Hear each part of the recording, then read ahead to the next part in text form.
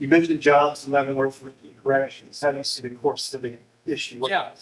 Okay, so I recognize that it's a contentious issue, but I'll tell you that I'm supportive of the current plan, and I'll tell you why.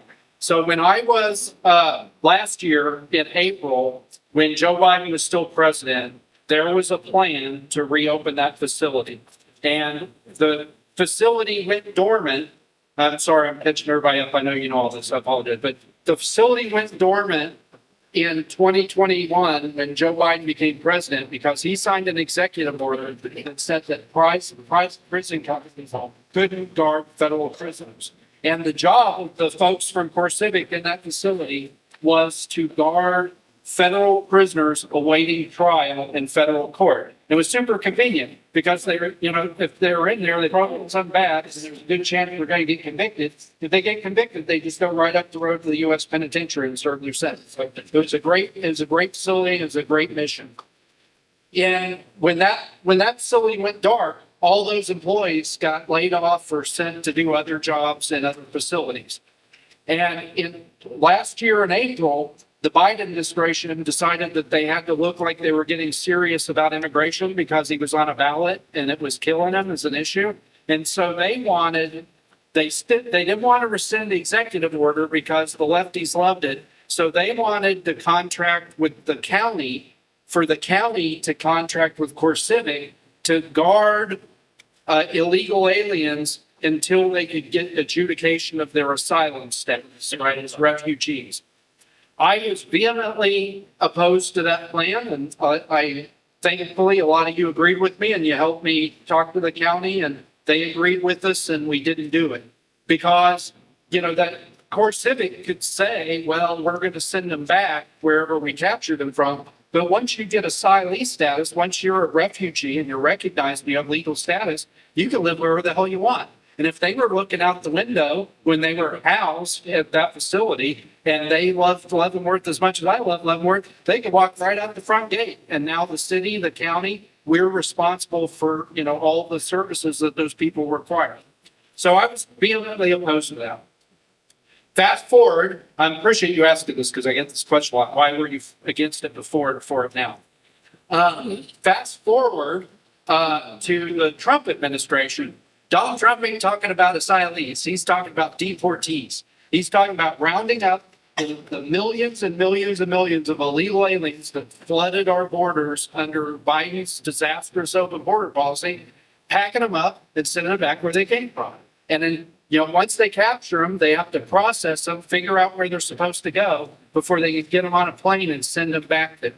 And they want Leavenworth, the former Leavenworth Detention Center, it's now Midwest Regional Reception Center, something like that. They want it to be part of the mission, part of that mission. Holding, not housing, holding those illegals. The only way they're getting out is on a plane back to their home country. So I love that mission.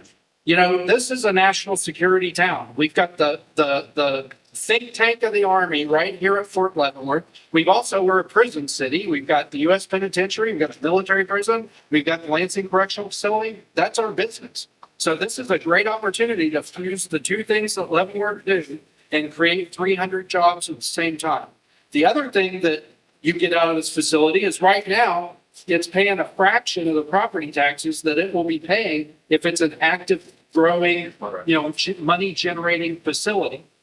Something else you're going to get out of the facility is they've told us that if when they reopen, they are going to subsidize the medical service and the police service, the additional demand that they're going to require on top of the extra property taxes they're going to pay.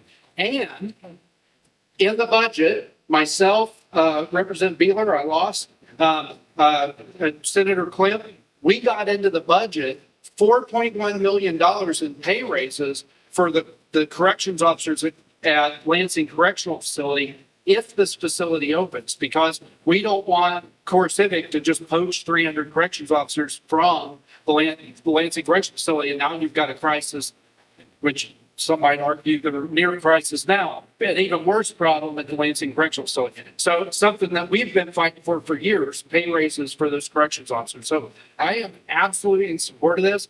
I'd say a couple things, there are really three groups that I've heard from. There may be others out there, but there's three groups that I've heard from that are opposed to this. The first is the Democrats on the city commission that are suing, saying that they have to get a special use permit because of an ordinance that they were exempted from when it was written almost 2 decades ago. You've got a few folks that worked at the facility that had issues with the facility that don't like Core Civic, and I sympathize with them. But man, you would not believe the ass chew I got, excuse my French, from the Core Civic employees that were living in town that were having to commute to other places when I opposed the last one. So I can personally attest, based on people who've talked to me, that those folks would like to go back to work in that facility instead of having to go all over the country, leave their families here to work in other facilities.